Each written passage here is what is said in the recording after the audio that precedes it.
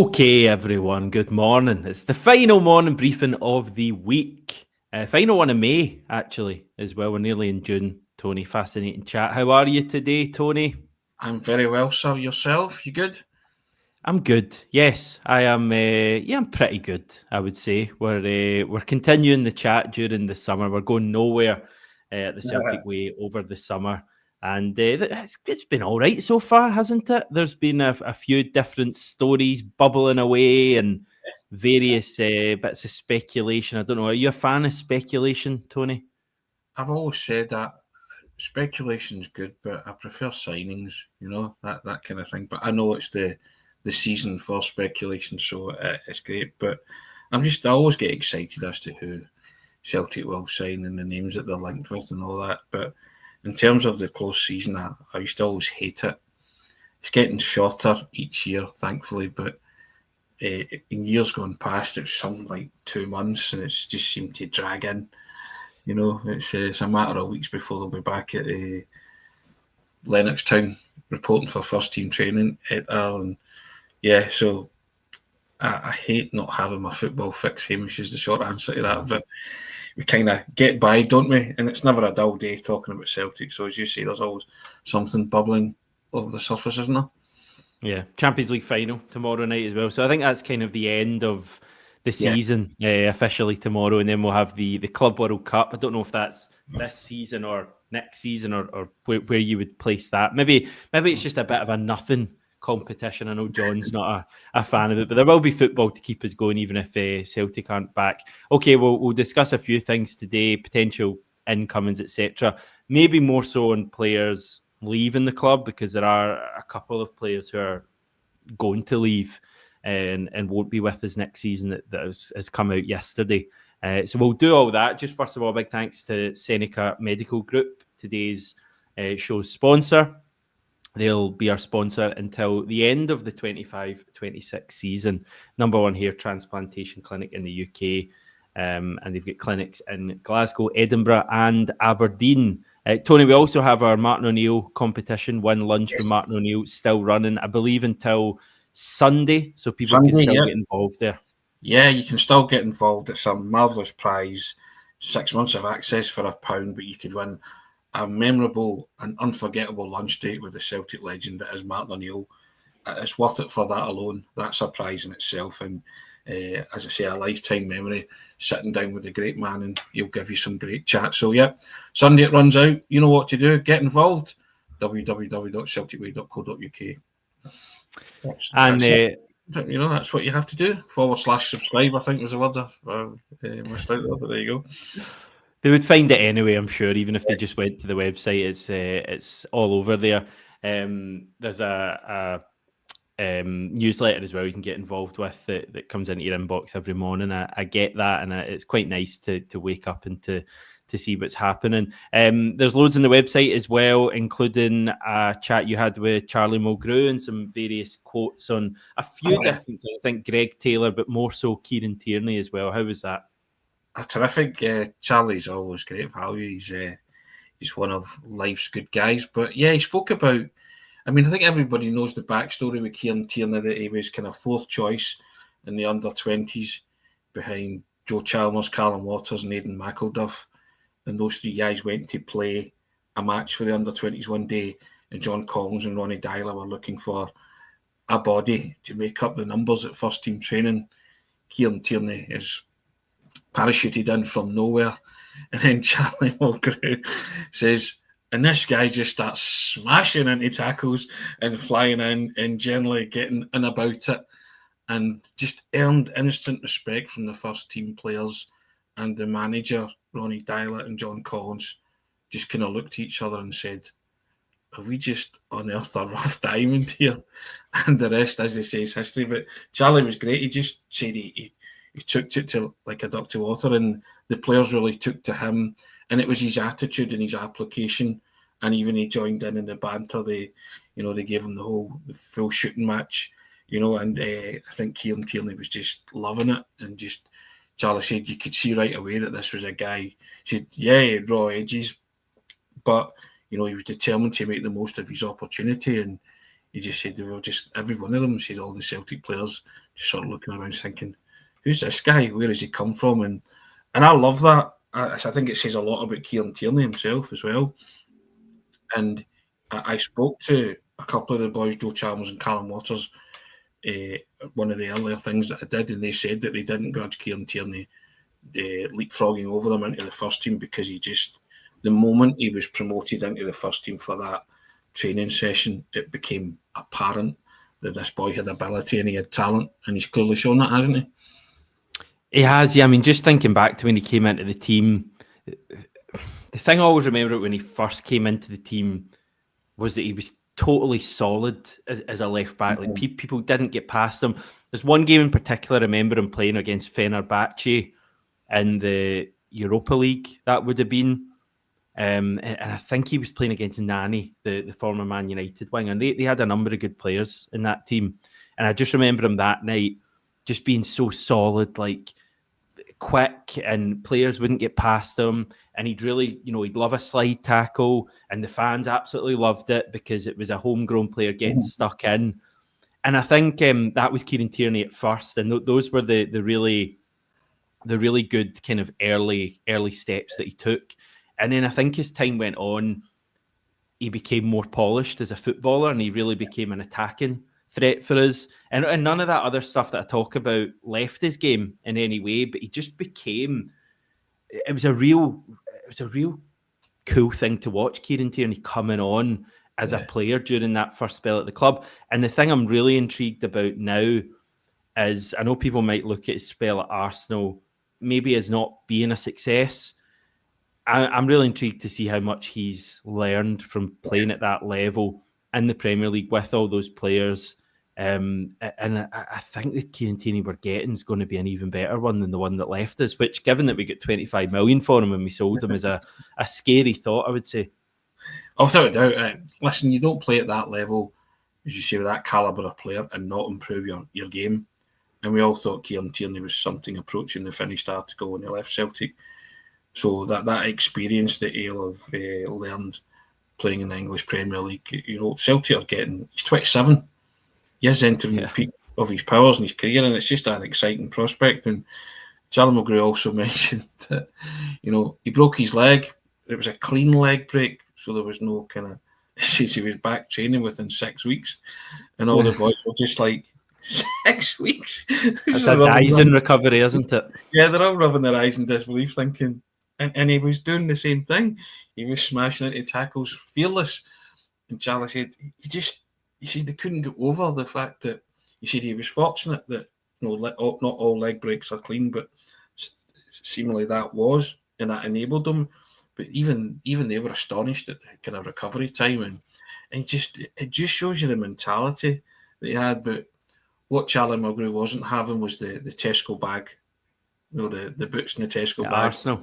Yeah, he was just like, no buying that. He says, just because somebody's got a bag and all that. He says it's got nothing to do with anything like that. He says, doesn't really matter. So he wasn't having that chat. He just said Kieran Tierney's always been very grounded and down to earth anyway. Nothing to do with carrying football boots in a plastic bag, So he'd a laugh and a joke about that. But yeah, I'm looking forward to see Kieran Tierney. And my only caveat when Celtic were interested in bringing him back was that for me, Hamish, he has to play. And I know his game time is going to be managed, but what I've seen of him in the last, as he's counting down his contract at Arsenal, he's been very, very good. So I'm just really excited to see him come back to his, as I said before, come back to your own ones. This guy is just the definition of the prodigal son returning. He always said he would come home, and he's knocked back a few decent calibre clubs to come back to Celtic because it's where his heart is. And I think that alone will produce the best out of Kieran Tierney. And as you say, we sold him for 25 million and we've got him back at 27 years of age. He should be, and hopefully will be, at the peak of his powers. And that excites me because I loved him first time round. I don't think any Celtic fan didn't. And you think of all that education and knowledge and wisdom that he's clearly learned from playing in the self-proclaimed best league in the world alongside so many world-class players. I think it's a win-win for Celtic. Really do. Yeah. Can't wait for it. I believe we're talking 1st of July from officially becoming a Celtic player. I think the team are back in training around that time. I'm just wondering if his return to Lennoxtown might be delayed slightly because he's away with Scotland. And Celtic, Brendan Rodgers and Ange Postecoglou before him, I think have tended to give the international players an extra week's break. So we'll wait and see if that plays out. But clearly he's going to be back in pre-season, and it's going to be amazing. Even that Newcastle United game, his return to Celtic Park is going to be special. One guy who won't be there for that one is Scott Bain. His departure from the club was confirmed yesterday. Scott Bain won a trophy every 5.5 games that he played for Celtic. That must be some sort of record. You know what? I think Scott Bain will look back at his time at Celtic fondly. He got a couple of chances, didn't he, to cement the number 1 jersey, and probably you could argue that maybe didn't make the most of those chances, but he was a decent and competent goalkeeper, wasn't he? I always remember the 3-2 game when he was pitched in at Ibrox. His debut. Yeah, and and there was a slight worry there, but he passed that with flying colours, didn't he? I thought he was very good in that game, and he made that incredible goal line save from an even more incredible miss from Morelos, didn't he? So, but he was quick to grab it on the line, and when you look at that, it was so easy to knock that into your own net.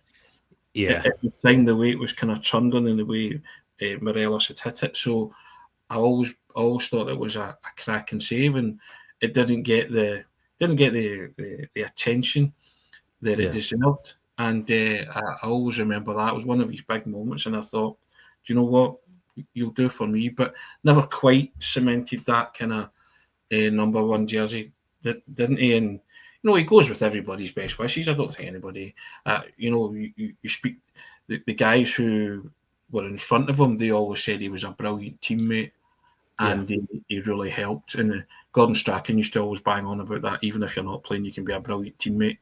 And I guess Scott Bain fell into that category. And there was pictures of him consoling Callum McGregor on Saturday, wasn't there? He was one of the first to go up. And so I think that shows you the measure of Scott Bain as a person. He'll have some wonderful memories, that Ibrox game, as you say, and then the medals that he has from his time at the club. So you wish him all the best, and hopefully he can resurrect his career and get back playing, because I think goalkeepers need to play, don't they? Yeah, there was a spell he had, as you say, he had a few spells of being our number 1. There was probably his longest spell, I think, was around the end of Brendan Rodgers' first spell, when he came into the team in place of, I think, Craig Gordon, potentially Doris De Vries as well, though De Vries may have been away at that stage. But he, I remember him like in the cup final, we beat Aberdeen when Ryan Christie scored the win. I remember he played that day, and he was playing all of the games at that point. And I think the point you make about him being a good teammate is the big thing. And I guess it's difficult for us on the outside to fully grasp that. We just see, or more to the point, we don't see Scott Bain playing, and we kind of just think, okay, he's just there picking up a wage, etc. But he's involved in every training session. He's been involved like in every match day squad pretty much, and has been a big support. And I mean, Kasper Schmeichel, I think, recently picked up on that, and he said it's difficult turning up for every single game and knowing you're not even second choice, you're not going to play at all. There's a great quote from Joe Hart when he left the club. He called Scott Bain an absolute continuous certainty in his life. And he said that Scott Bain gave him a hard time. He gave Scott Bain a hard time. He said he was really sharp-witted. And I think the point you make about him being the one next to Callum McGregor after the game on Saturday, probably in his final action as a Celtic player, spoke volumes about how big a figure he's in that dressing room. So I think he's going to be missed in that dressing room, if not necessarily on the pitch, but certainly in terms of the, what he's brought to that changing room. I just hope he goes and plays now. Yeah, I mean, I think you can say there are some players that pass through the club and, like Monopoly, pass, go and collect or 200. And I don't think he was, because, and I think Kasper Schmeichel mentioned him because they probably knew that the writing was on the wall and he would be leaving the club. So I think Kasper Schmeichel's just letting people know, and Joe Hart as well, that, it's not just about me and the guy that are playing. There's guys that aren't playing and they contribute. As you say, he turned up every day for team, because it's a thankless task being a backup goalkeeper, isn't it? Not knowing if you're ever going to get your opportunity, and you have to keep pushing yourself and pushing the number one to be the best version of themselves. So I wish him all the best. And as I say, that grabbing the ball off the goal line at Ibrox from Morelos' shot will live long in my memory, and I'm sure it will live long in a lot of Celtic supporters' memories. And he has that wealth of experience, and he has some medals to prove that he is a goalkeeper of repute and he can play at a decent standard and a decent level. So, I wish him all the best, and I hope he can resurrect his career at a very good level. Yeah. Good on you, Scott Bain. All the best going forward. Another player set to leave the club, Daniel Cummins. This reported by Fabrizio Romano last night, basically confirming what we thought would be the case, that he's going to West Ham at the end of his contract. So he'll join West Ham on July the 1st. Medical is done, deal is completed, and we're due to get what would that be, around £250,000 training compensation, which is obviously the kind of cross-border stuff. So not a huge surprise. I'll be totally honest. I don't know if it's me just acting like every player who ever leaves Celtic is dead to me in the nicest possible way, but I'm not massively fussed. Hopefully he goes on and has a good career. I'm not sure we would have seen much of Daniel Cummins next season. I mean, I think Johnny Kenny's probably ahead of him in the pecking order. But there's maybe a wider point, Tony, about another young player leaving the club. That's just that worrying trend that they always say there's a pathway, but player after player doesn't seem to find that pathway, and they end up leaving, don't they? Rocco Vata, Daniel Kelly, now Daniel Cummins, and you try and reverse that trend, even going back to Ben Doak, players like that, So and again, the one that's returning, Kieran Tierney, poster boy for the academy graduates and stuff like that, but we are producing players, Hamish. It's not that Celtic aren't producing players; it's just that opportunity that they're not getting. And I can understand, so much is at stake when Celtic are going for domestic trebles et al. But that's the bigger picture there, isn't it? That's the bigger questions at why these guys can't make that final breakthrough into the first team, and then clubs are coming and taking them for, nominal fees. It's a shame. But again, like Scott Bain, you hope Daniel Cummins can go and make a fist of it at West Ham and see where his career takes him. Like you, would you have thought his way into the first team? I'm not so sure. But you'll never know, will you? It's the great what ifs, isn't it? And but it's a worrying trend, though, isn't it? Because every year there seems to be 2 or 3 names that crop up when you think they're promising youngsters, and then all of a sudden they come to the end of their contract and it's not renewed and they go elsewhere.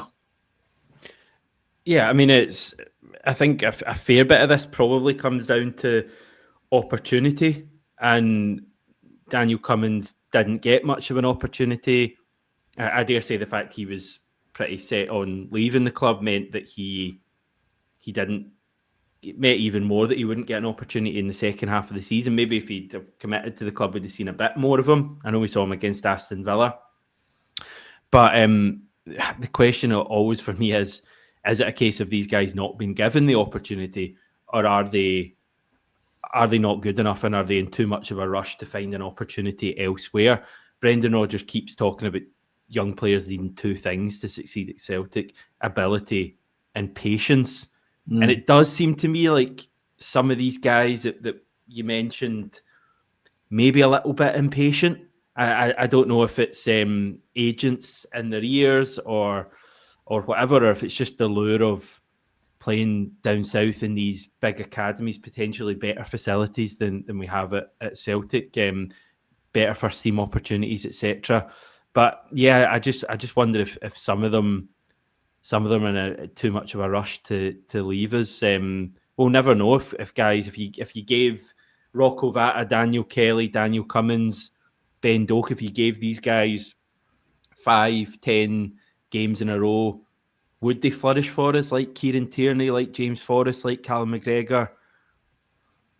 We never know. Should we take more of an opportunity on these guys, or is Brendan Rodgers doing the right thing here, putting the kind of first team squad first?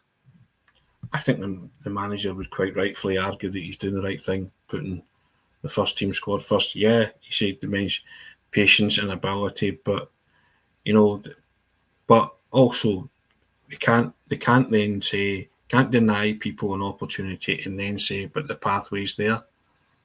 Because that would seem to jar against that notion, wouldn't it? And as we've spoken about with Kieran Tierney, Celtic fans love one of their own, and that's a great imponderable, isn't it? And the players that we've mentioned there, how would they have cut the mustard? How would they have fared? Would they have been able to do what Callum McGregor, James Forrest, Kieran Tierney did? We'll never really know that, because for whatever reason they were denied an opportunity, and lots of them were doing what they could only do at the level they were playing at. Daniel Cummins was prolific, wasn't he? Yeah. At the level he was playing at. People say, but it would never have transferred at first team level. But if you're banging in goals right, left, and centre at the level that you're playing at, all that changes is the standard and the quality. But if you're a goal scorer, you're a goal scorer, Hamish. So you still do things that goal scorers do, get yourself into position, all that kind of thing. So we're now starting to see it a wee bit with Johnny Kenny, aren't we? And he got off the mark. Pittodrie, I'm talking about doing what strikers do, getting into his positions, and he got a few minutes at the cup final, and he had a header that he could maybe have done better with. That's not criticism of Johnny Kenny. I'm just sort of, that to me shows that he's starting to learn about where to be as a striker. But now we need to see more of him. And I think that's the challenge now for Johnny Kenny, isn't it, next season? To put yourself in a position where you feature more. Yeah. I mean, you mentioned those guys and ask if, they would have got that opportunity. How would they have done? And I guess the way you could flip it is, would guys like Kieran Tierney, these days have the same break into the first team? Kieran Tierney, James Forrest, would they be able to break into things because they're such good players, or are the opportunities not there in the same way that they were? I mean, it strikes me that James Forrest broke into the team at the end of that terrible Tony Mowbray season, didn't he, under Neil Lennon, when there was an opportunity for young players.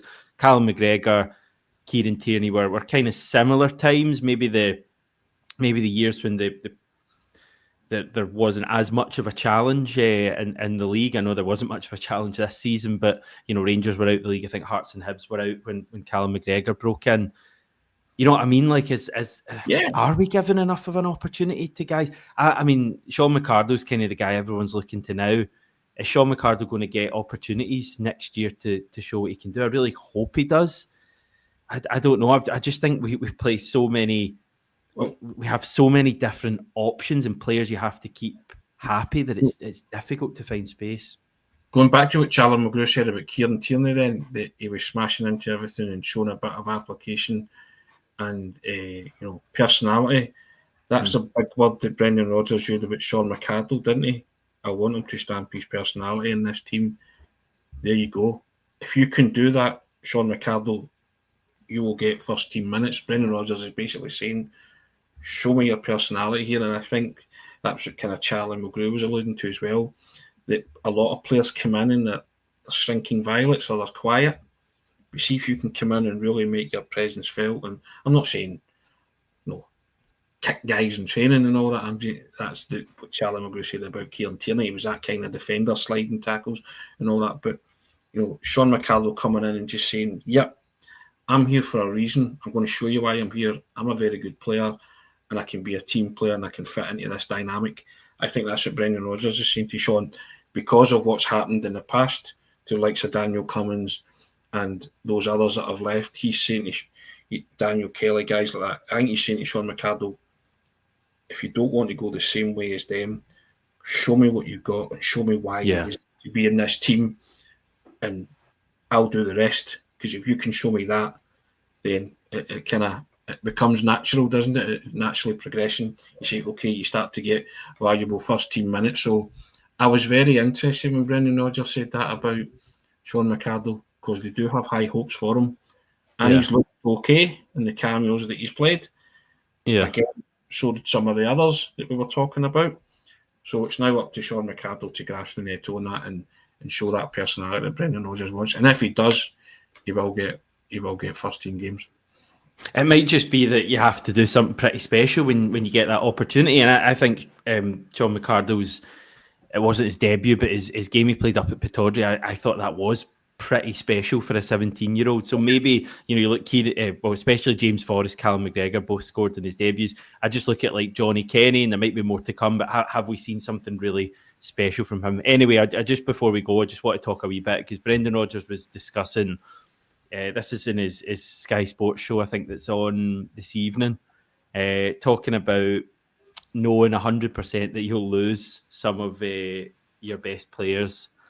And again, it goes back to Brendan Rodgers, I think, having learned a fair bit about Celtic from his first spell, and kind of, I think, being at peace with the way the club operates these days. Maybe first time at the club he wasn't. Not necessarily what you want to hear going into the transfer window, that you're going to lose some of your best players, but I guess that's the reality. It's just, who do we lose? And ideally you just want to lose one top player. Also, do you hold on to the players until after Champions League status is assured? Is that something the club should be doing? You have to. Will they? Well, I think that if there's one man that can talk them into that, it's Brendan Rodgers. And just say, look, we need to qualify for this competition. After that, all bets are off. We can see what happens. But Celtic have to be as prepared as they can, Hamish, for this competition. These qualifiers, I keep banging on about it, but they're the most important games we'll play all season. Yeah. And you need to have... But the last two managers have had a grip in reality, haven't they? Ange Postecoglou said it as well, that he knew, it was explained to him that a club like Celtic, you're going to lose an asset every now and again. You just have to be prepared as best as you can for that. And as much as you maybe don't want to hear it, Brendan Rodgers saying that, I'm glad that he's got a firmer grip on the reality of it all, and he's made his peace with that. Because then that way you think, right, he knows somebody's going to leave.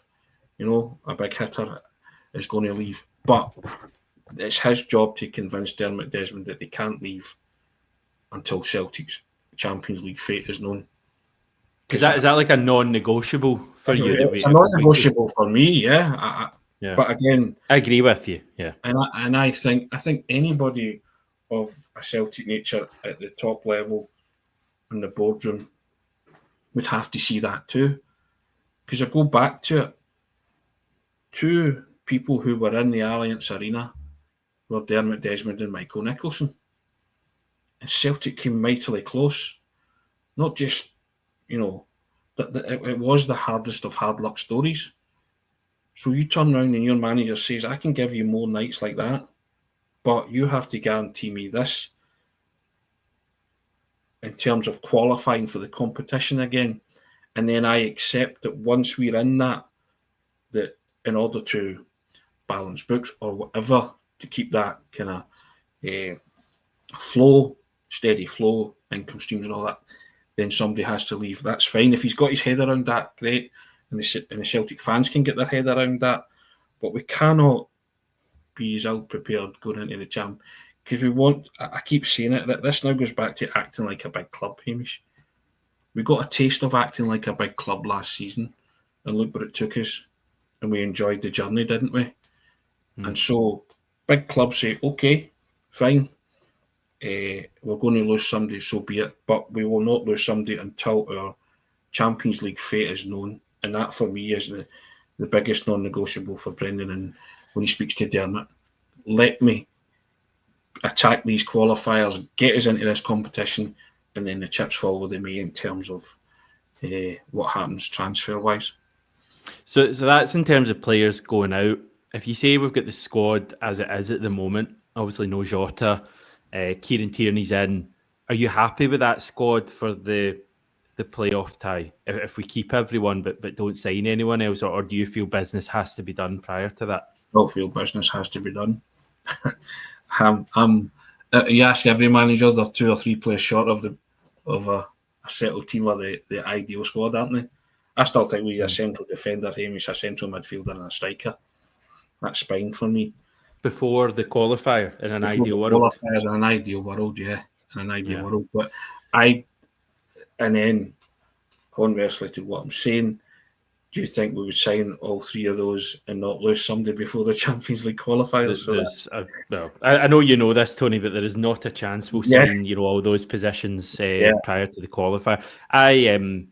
I think we might get one before that qualifier if we're lucky. I guess the other thing, the qualifier is near the end of the transfer window, so even if you're leaving business till after the qualifier, and we'll probably get the old excuse of we don't know what competition we're going to be, it's hard to attract players, etc. But you really don't have much time after that qualifier either way to finish your business.